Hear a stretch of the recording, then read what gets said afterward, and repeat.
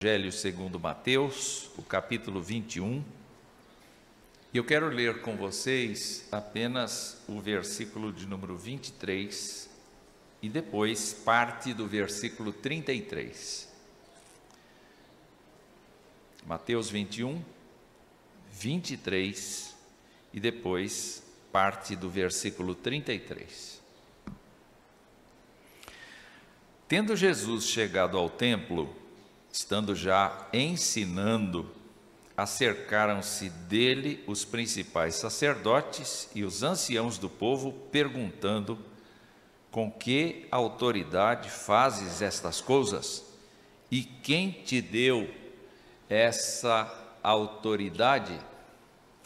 E o verso 33, Jesus continua no templo ensinando e se confrontando com os principais sacerdotes e anciãos do povo, e diz assim: atentai noutra parábola.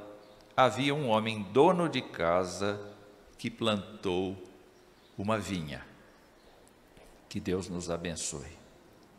Senhor, nós estamos diante de Ti e agradecemos muito a oportunidade que nós temos, ó Pai, de reverenciar o Teu nome, de abrir o nosso coração diante de Ti em confissão de pecados, louvores, adoração, porque de fato o Senhor é o único digno de ser adorado, de ser reverenciado, de ser obedecido, porque é o Senhor quem nos dá as forças, é o Senhor que não se fatiga, mas é o Senhor quem renova as forças do cansado, é o Senhor quem cura os nossos males, é o Senhor quem nos traz para a Tua presença para nos admoestar, nos encorajar, nos advertir.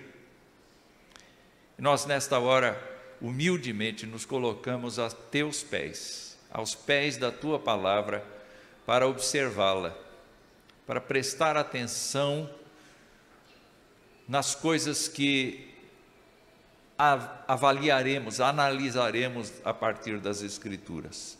E nós suplicamos a Tua bênção sobre todos os irmãos e as irmãs que estão aqui. Todos aqueles irmãos e irmãs que estão em casa. E também aqueles irmãos e irmãs que estão fora do país, para que o Senhor cuide de cada um de nós. Ó Deus, nós precisamos de Ti e que a Tua palavra nos ajude a perceber o mover da Tua poderosa mão. Nós oramos em nome de Jesus. Amém. Pois é, Jesus estava nos últimos dias de sua vida terrena e ele estava gastando o seu tempo, as suas energias no templo, o lugar mais considerado por toda a comunidade israelita do seu tempo.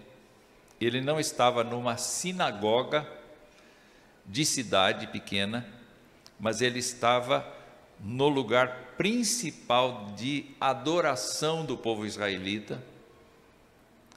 Portanto, era um lugar dotado de autoridades qualificadas, de pessoas respeitadas dentro da comunidade, como principais sacerdotes, como anciãos do povo, gente que tinha muita experiência de vida, gente que tinha muita vivência na liderança espiritual do povo, gente que compartilhava do exercício do poder espiritual sobre as pessoas.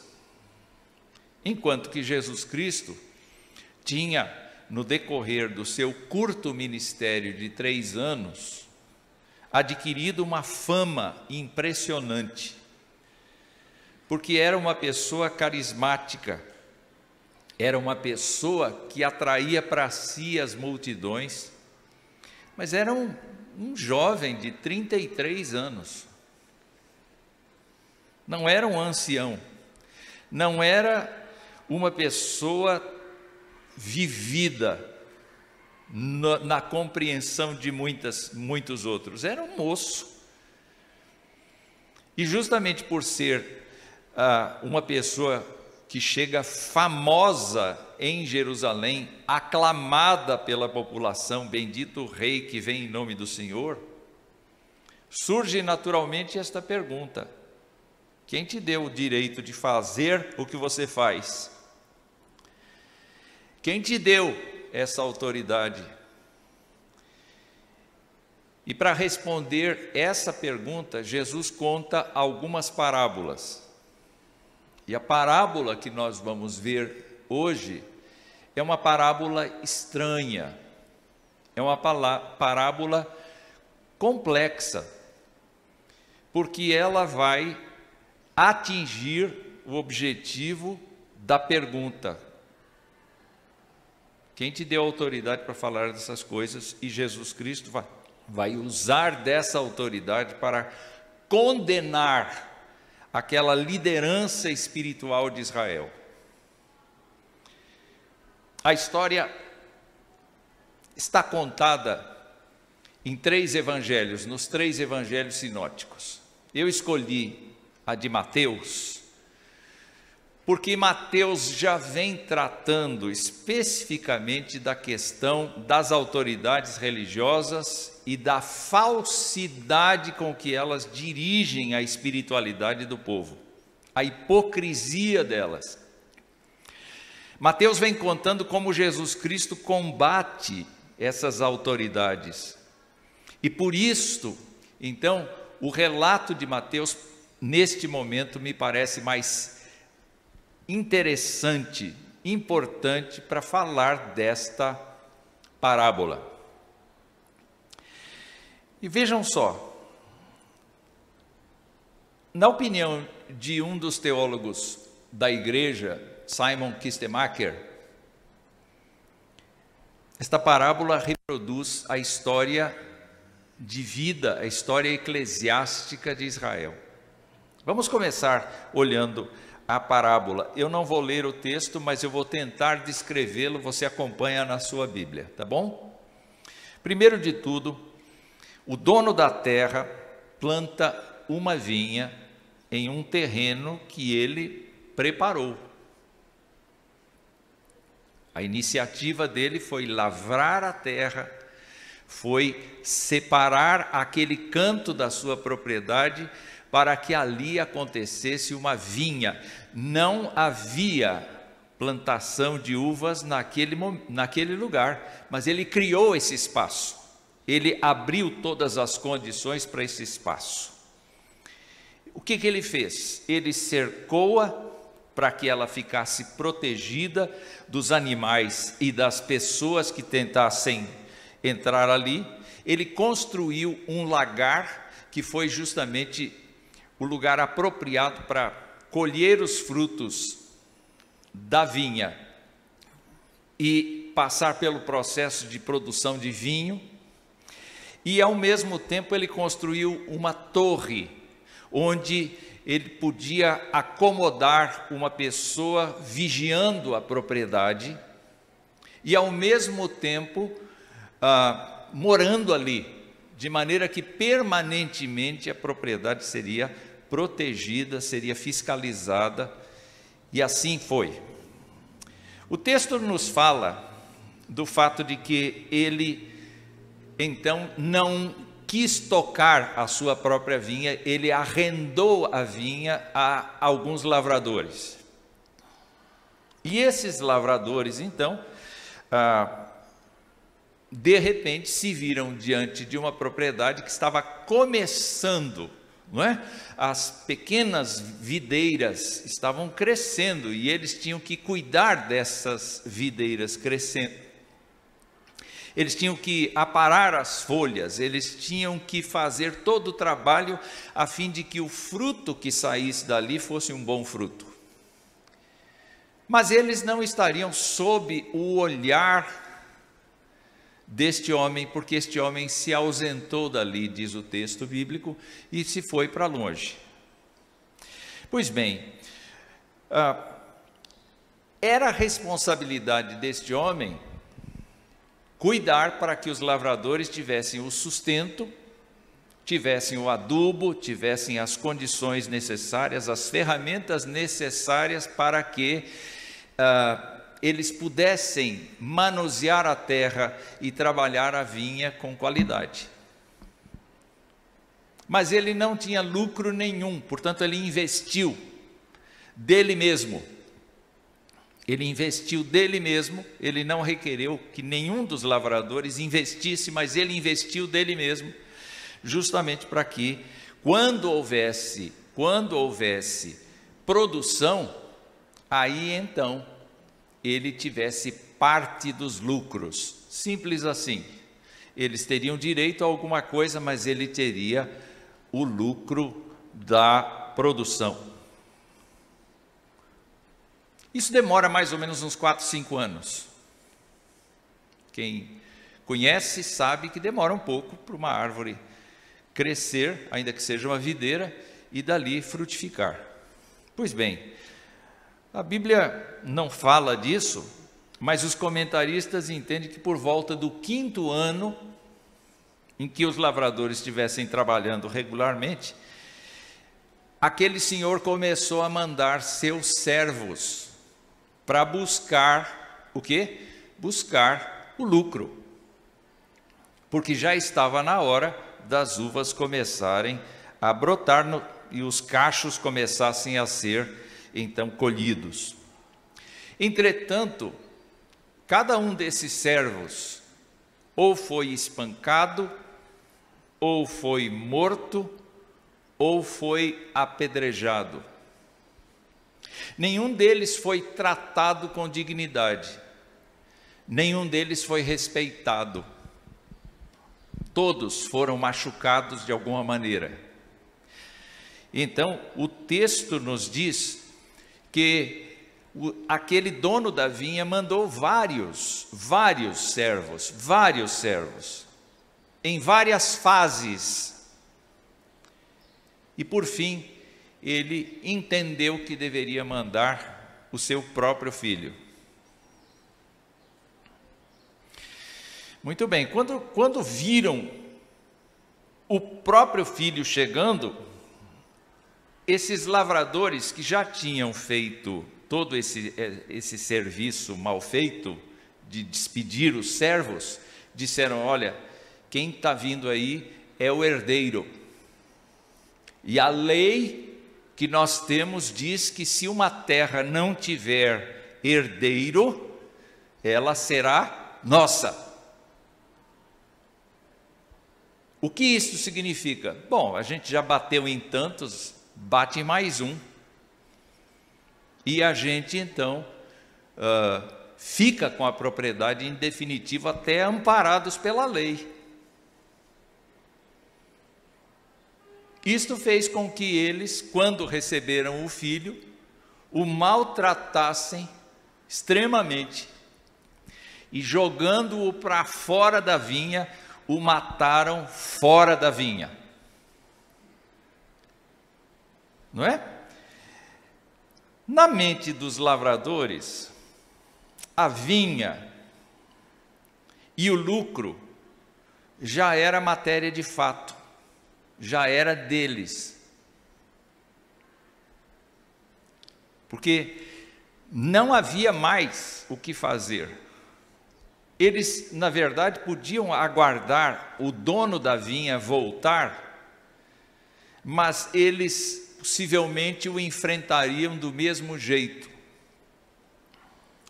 Só que, nesse momento da história, Jesus perguntou no verso 40 para esses principais sacerdotes, esses anciãos do povo, perguntou assim: o que fará o dono da vinha quando voltar? Porque ele vai voltar. E quando ele voltar, o que ele vai fazer? Aí então esses principais sacerdotes, como estavam acostumados com decisões, não é? Eles julgavam muitas vezes questões religiosas, para eles era fácil diagnosticar alguma coisa e determinar alguma coisa. eles disseram assim no verso 41, ele fará perecer horrivelmente estes malvados e arrendará a vinha a outros que lhes remetam os frutos. Jesus parou de falar da história e ele entrou num outro assunto que também era conhecido deles, que é uma citação do Salmo 118, que diz: a pedra que os construtores rejeitaram veio a se tornar a principal pedra, a pedra angular. Tão certo como o Senhor da vinha volta, existe uma situação que os construtores rejeitam, mas que vai prevalecer. Eu me lembro, por exemplo, de Daniel, quando Nabucodonosor sonhou, e a Bíblia nos fala que uma pedra, não talhada por mãos humanas, uma pedra sai rolando da montanha, destrói a estátua de Nabucodonosor e se torna uma grande montanha. E a interpretação é que todos os reinos serão abalados, mas aquela pedra se tornará um reino que não será vencido jamais.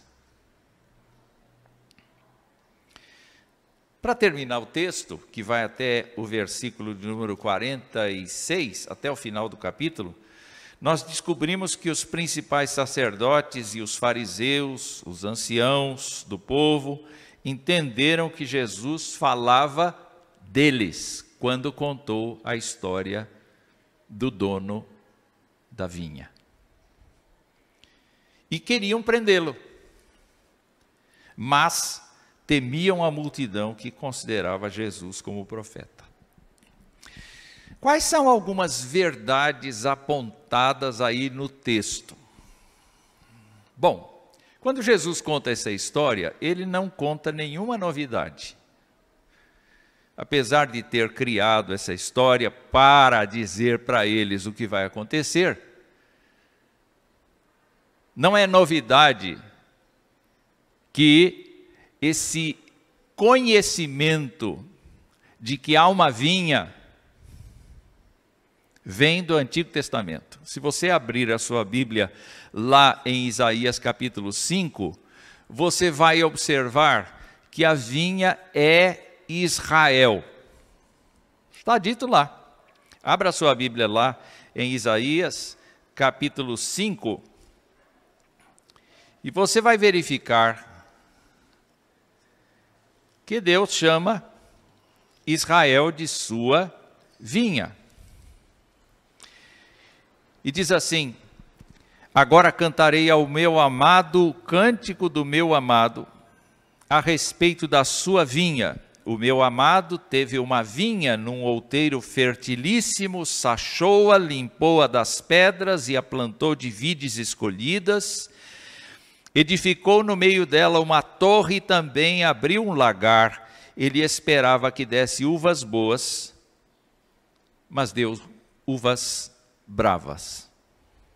Agora, pois, ó moradores de Jerusalém e homens de Judá, julgai-vos, peço entre mim e a minha vinha, que mais se podia fazer ainda à minha vinha, que eu lhe não tenha feito, e como, esperando eu que desse uvas boas, veio a produzir uvas bravas.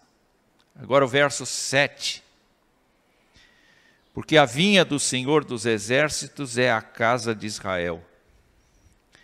E os homens de Judá são a planta dileta do Senhor.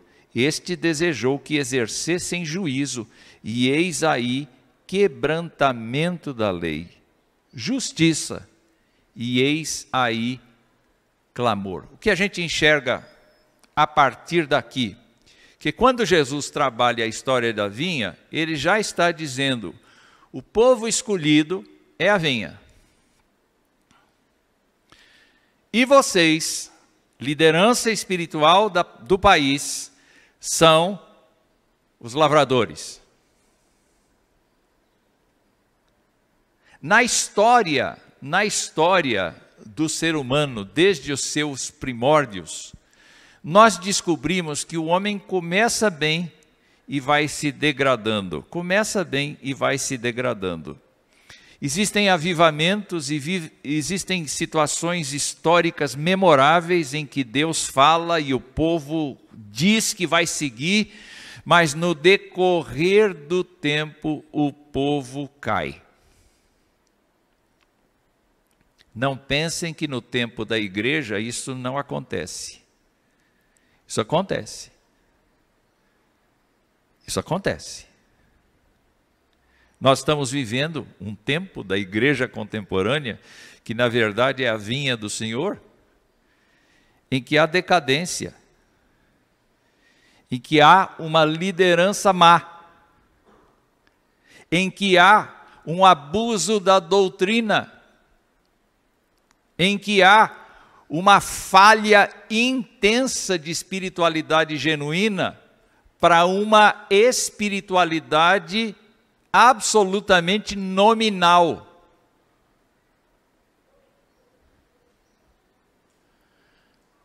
Nós estamos diante de uma vida que somente os fiéis em Cristo Jesus, somente aqueles que estão encharcados do Espírito Santo de Deus e que estão conectados a Cristo e pela palavra de Deus estão vivendo de acordo com as Escrituras é que sobrevivem.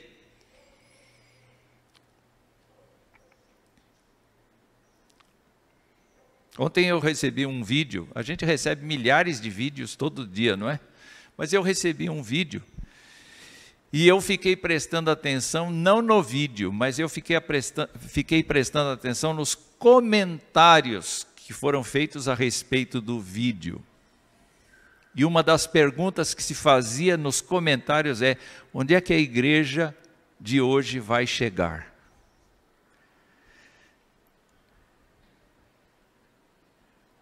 Porque ela está convivendo com uma situação em que quem determina alguma coisa não é a palavra de Deus, não é o Espírito do Senhor, mas é o homem.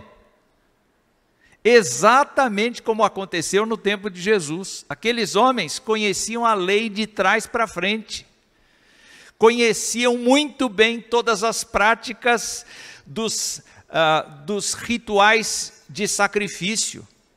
Entretanto, eles se tornaram absolutamente antipáticos, vou dizer assim, à verdadeira espiritualidade. Aquilo se tornou teórico. E por isso Jesus Cristo os condena.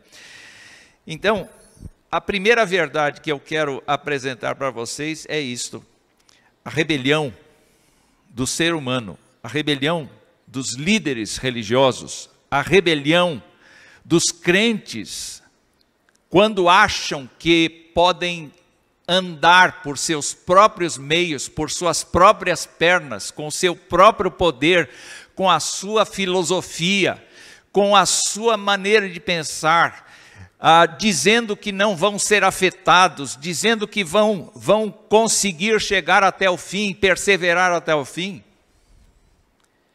Esse é um tipo de rebelião. E a rebelião leva à ruína. Eu estou me referindo tanto ao líder religioso, quanto ao crente que se deixa levar pelo líder religioso. Eu me lembro, por exemplo, de Jeremias apontar para o rei Manassés e dizer assim: o rei Manassés, que não era nem sacerdote, nem profeta, o rei Manassés fez o povo de Deus errar. Então, quando olhamos para isso, eu quero ler para vocês alguns textos bíblicos apenas alguns textos bíblicos. primeiro deles está em Jeremias, capítulo 23. E Deus diz assim: ai dos pastores que destroem e dispersam as ovelhas do meu pasto, diz o Senhor. Portanto, assim diz o Senhor, Deus de Israel, aos pastores que tomam conta do meu povo: foram vocês que dispersaram e expulsaram o meu rebanho e não cuidaram dele, mas eu vou castigar vocês pelos seus maus procedimentos, declara o Senhor. Eu mesmo reunirei, diz o Senhor, eu mesmo reunirei os remanescentes do meu rebanho de todas as terras para onde os expulsei e os trarei de volta à sua pastagem, a fim de que cresçam e se multipliquem. Estabelecerei sobre eles pastores que cuidarão deles. O que o texto está afirmando é que Deus vai tirar dos primeiros pastores o exercício do pastorado e vai colocar outras pessoas para conduzirem o seu povo.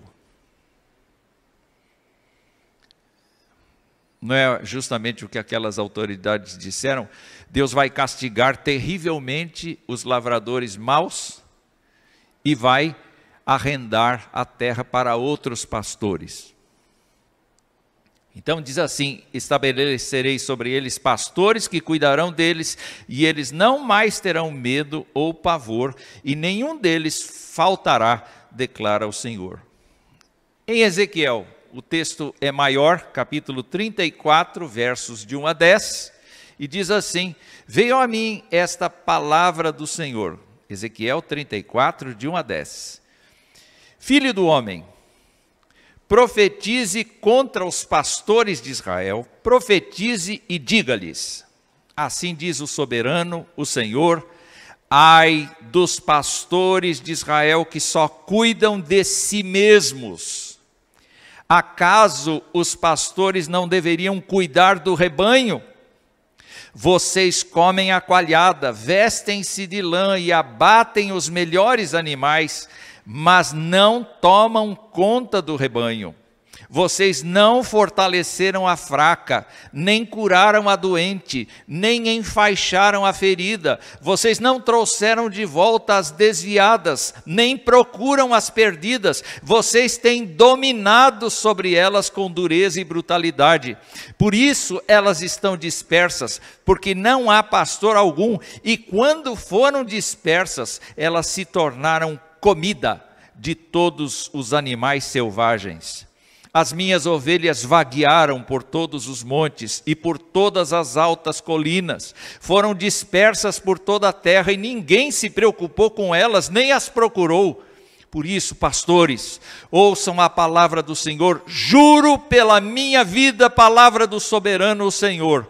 Visto que o meu rebanho ficou sem pastor, foi saqueado e se tornou comida de todos os animais selvagens, e uma vez que os meus pastores não se preocuparam com o meu rebanho, mas cuidaram de si mesmos, em vez de cuidarem do rebanho, ouçam a palavra do Senhor, ó pastores, assim diz o soberano, o Senhor, estou contra os pastores e os considerarei responsáveis pelo meu rebanho. Eu lhes tirarei a função de apacentá-lo, para que os pastores não mais se alimentem a si mesmos. Livrarei o meu rebanho da boca deles, e as ovelhas não lhes servirão mais de comida. O que Deus está falando aqui?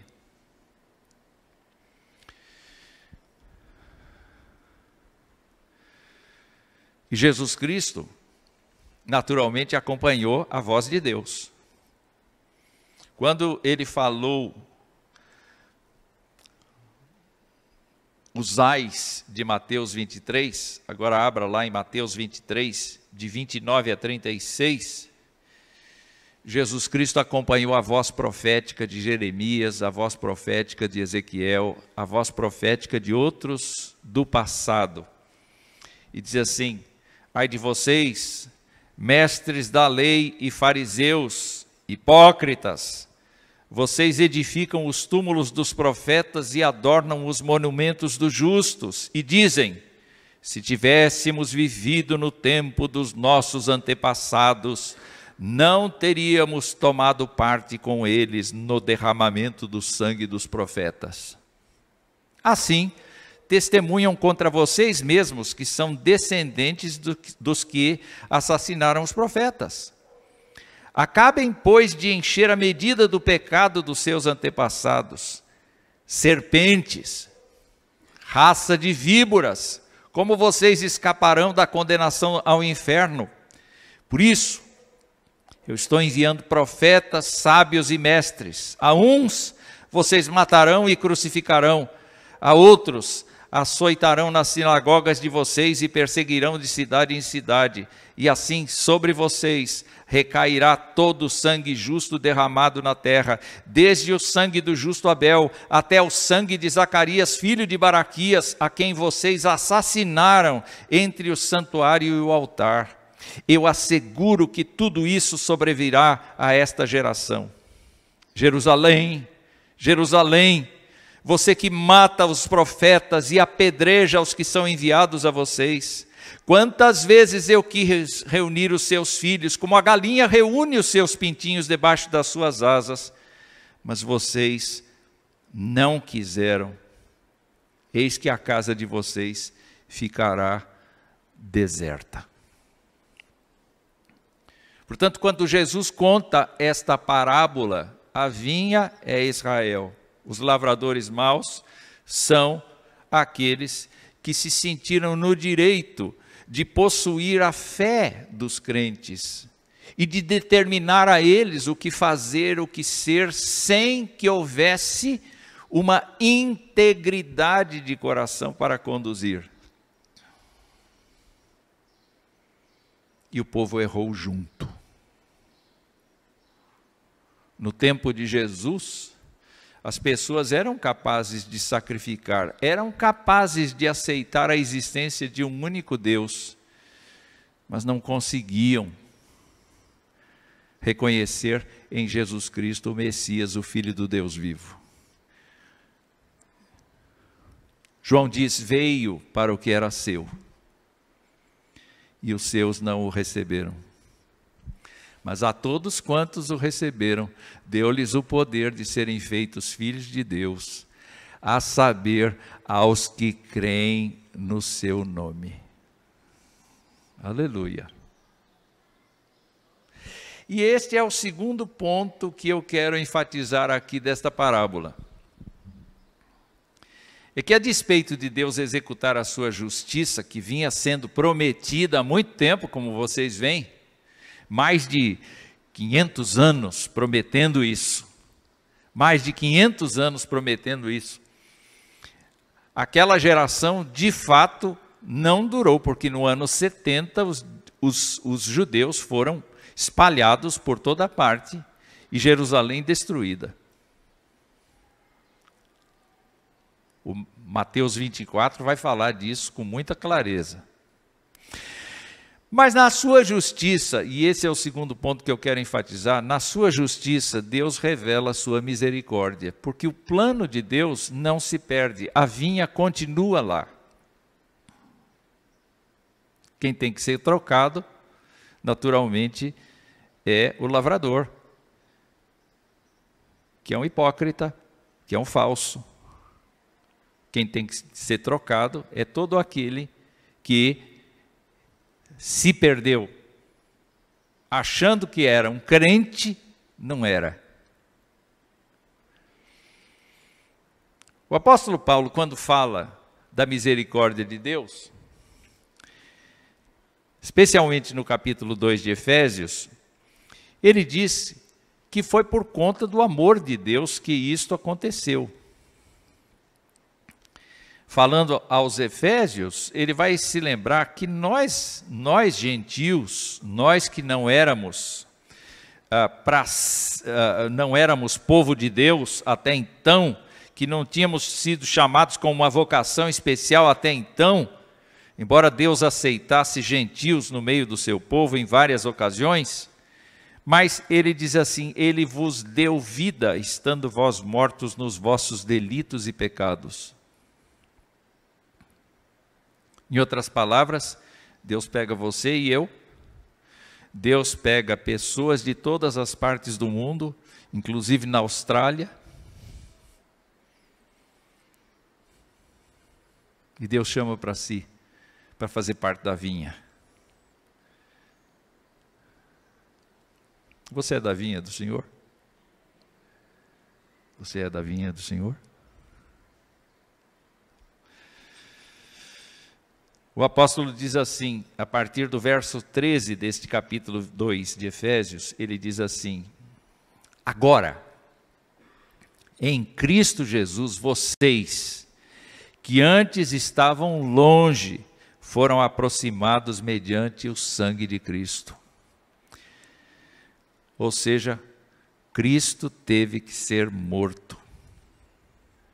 Fazia parte do plano de Deus que a dureza de coração do povo matasse o Filho de Deus.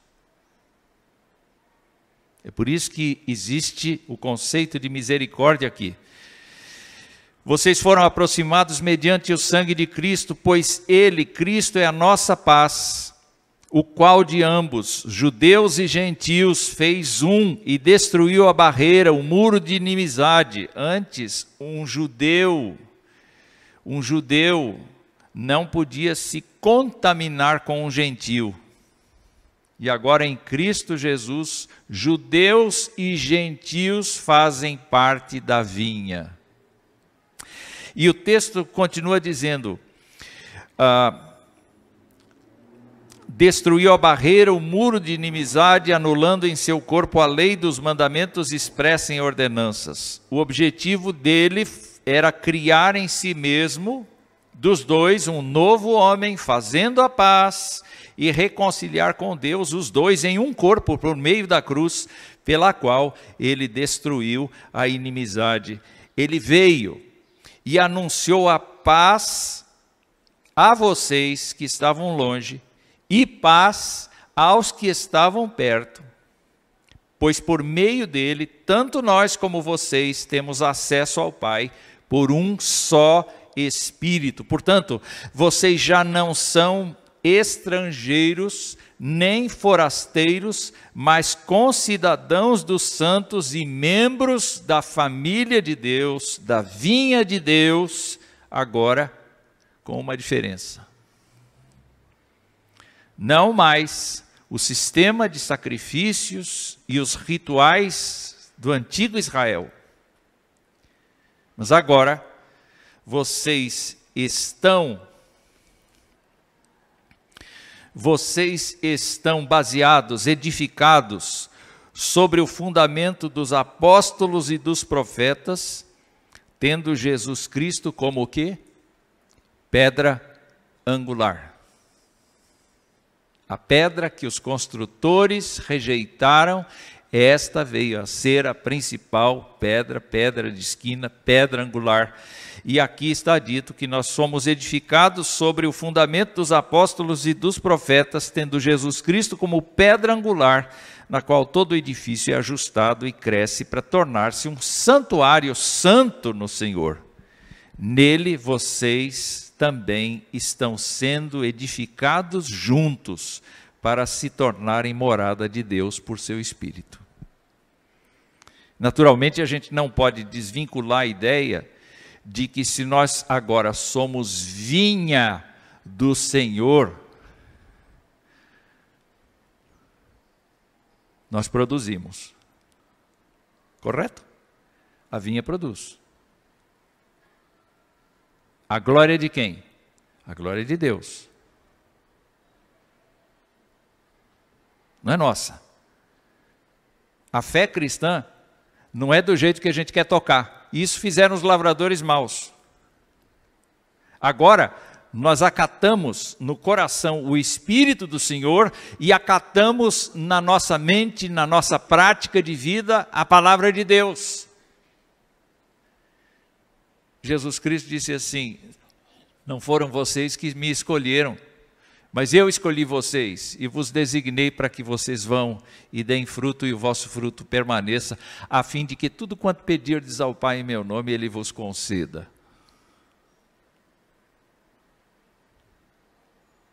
Vinha. Nós somos a vinha do Senhor. E a nossa liderança não pode ser nunca, sob hipótese nenhuma, composta de lavradores que querem abusar da fé, manipular a fé, transgredir a palavra de Deus e conduzir o povo ao erro. A igreja contemporânea está vitimizada por líderes dessa índole, que querem para si o poder, que querem para si as respostas para tudo. Nós não temos resposta para tudo, porque Deus é mistério. E nós temos que ter a coragem de dizer, não sabemos. Mas não inventar coisas, não determinar que Deus faça alguma coisa às 3 horas da tarde.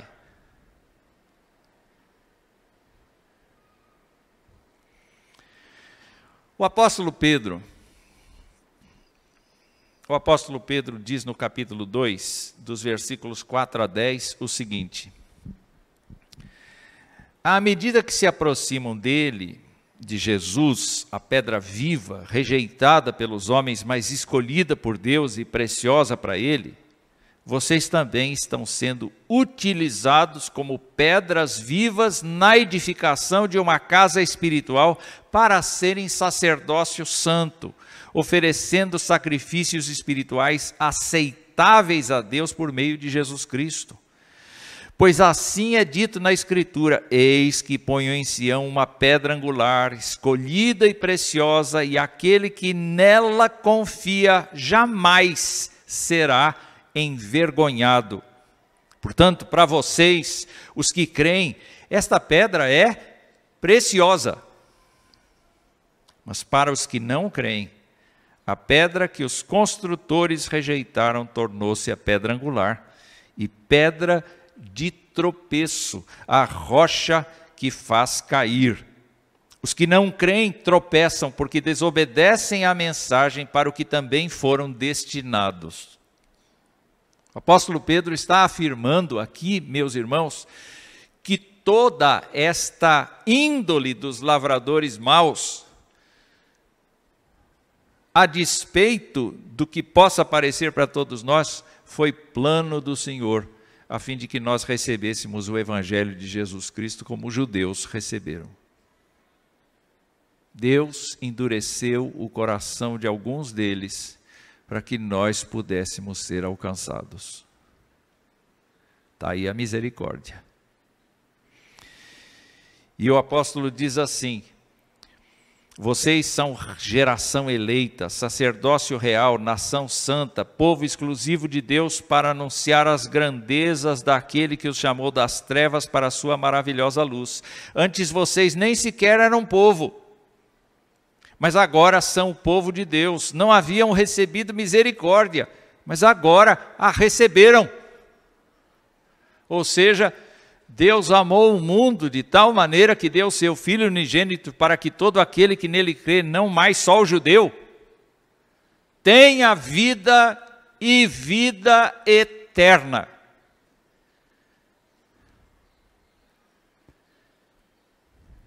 Então, o recado da parábola é muito simples.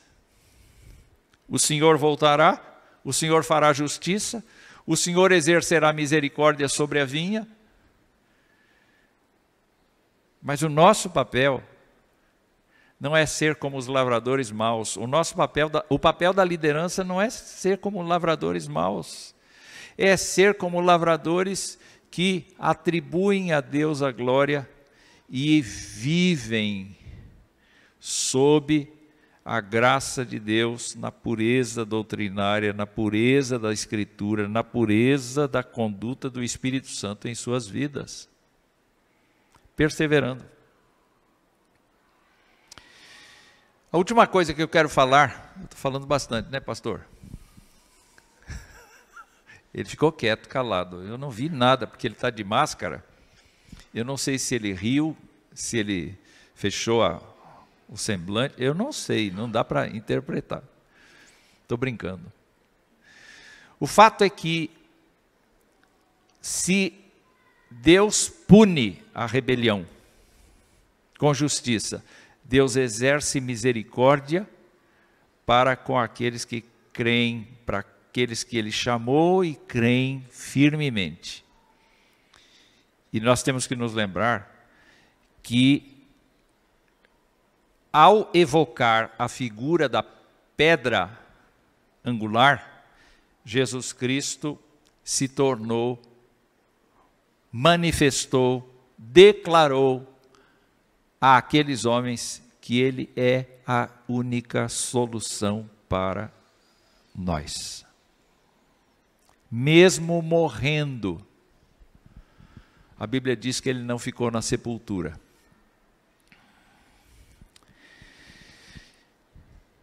O escritor aos Hebreus nos faz pensar isto. Lá em Hebreus capítulo 12, ele nos exorta da seguinte maneira. Capítulo 12, versos 1 a 3, ele diz assim: portanto também nós, uma vez que estamos rodeados por tão grande nuvem de testemunhas, quer dizer, muita gente da vinha que sofreu até o fim, perseverando na verdade da Escritura, na precisão da obediência à voz de Deus, na dependência da graça, na confiança da promessa de Deus, vivendo a duras penas por conta do Evangelho, sem modificar, insistindo. E o capítulo 11 de Hebreus nos mostra exatamente quais são essas testemunhas. Diz ele: livremo-nos de tudo que nos atrapalha e do pecado que nos envolve, e corramos com perseverança a corrida que nos é proposta, tendo os olhos fitos em Jesus, o autor e consumador da nossa fé. Ele, pela alegria que lhe fora proposta, suportou a cruz, desprezando a vergonha, e assentou-se à direita do trono de Deus. O que foi prometido a Jesus Cristo é: você vai lá, você encarna, você vive como eles, você prega as boas novas do Evangelho, eles vão te prender, eles vão te matar, eles vão te sepultar.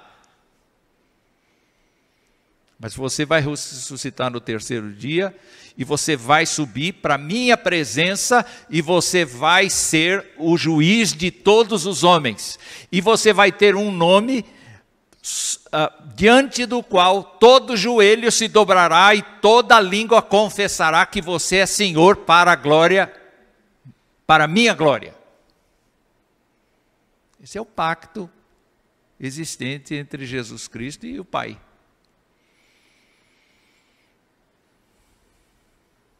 Por isso que Jesus Cristo tem mérito, a gente não tem, ele tem. Porque ele cumpriu o acordo feito com o Pai. E aí então, olhe para Jesus, autor e consumador da nossa fé, porque pela alegria de estar à direita do trono de Deus, que lhe fora proposta, suportou a cruz, desprezando a vergonha. E o escritor diz: pensem bem naquele que suportou tal oposição dos pecadores contra si mesmo, para que vocês não se cansem nem desanimem. Ou seja, cada um de nós precisa não apenas permanecer fiel, mas exigir que a nossa liderança seja fiel.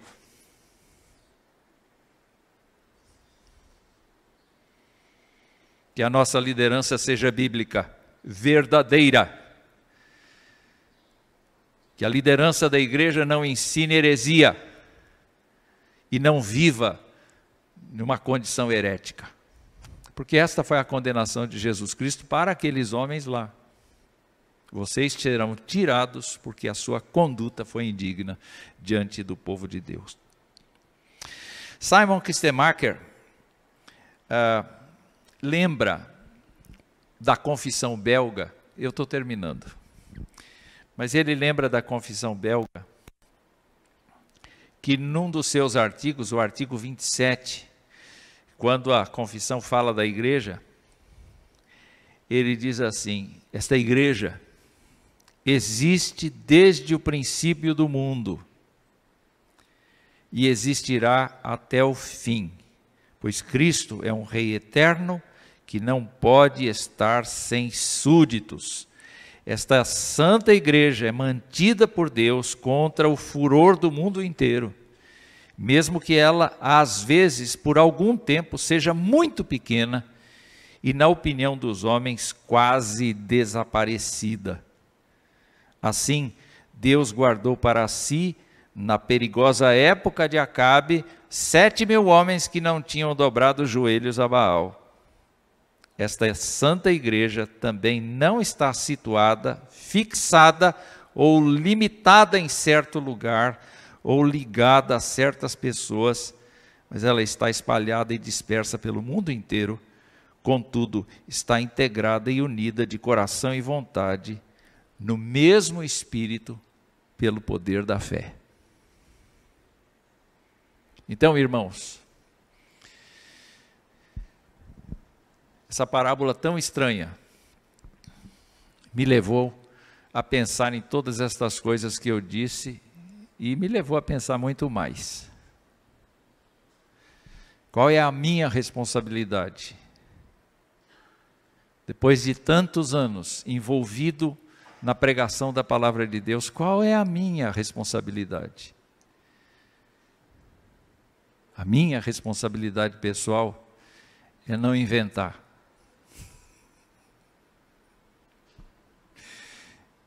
Eu não tenho que inventar.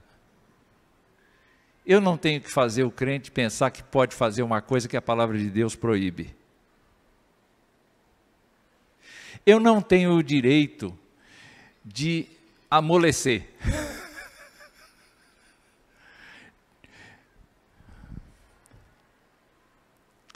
Assim como eu sei que os líderes de nossa igreja estão trilhando o mesmo caminho. Eu tenho absoluta confiança de que isso está acontecendo na vida deles, do pastor da igreja. Ele está zelando para que ele mesmo não venha a conduzir o crente ao erro. Mas nós, enquanto vinha, temos que ser como os cristãos da Bereia. Gente, era o apóstolo Paulo falando com eles. Não era o Wilson do Amaral. Era o apóstolo Paulo, um fariseu de carteirinha que conhecia o Velho Testamento como a palma da mão, recitava os textos. Era um homem que tinha tido a revelação no caminho de Damasco. Era um homem que tinha sido empoderado pelo Espírito Santo. No entanto, ele começou a falar da revelação de Cristo Jesus, os crentes foram conferir se ele estava falando alguma coisa com fundamento. Ora, para a gente fazer isso com os nossos líderes, nós precisamos conhecer a Escritura, concordam? Não é dizer amém para o sermão que eles pregam. É saber. Então a exortação que se faz hoje é como vinha. Nós sejamos zelosos no sentido de ajudar os nossos líderes e de abençoar os nossos irmãos que nos conduzem, mas ao mesmo tempo, quando Deus nos chama para ser líderes, entrarmos nesse caminho do zelo santo e de preservar aquilo que Deus nos deu. Eu espero que os irmãos tenham entendido o recado. E que Deus sustente vocês, porque nós somos, afinal de contas, a vinha do Senhor.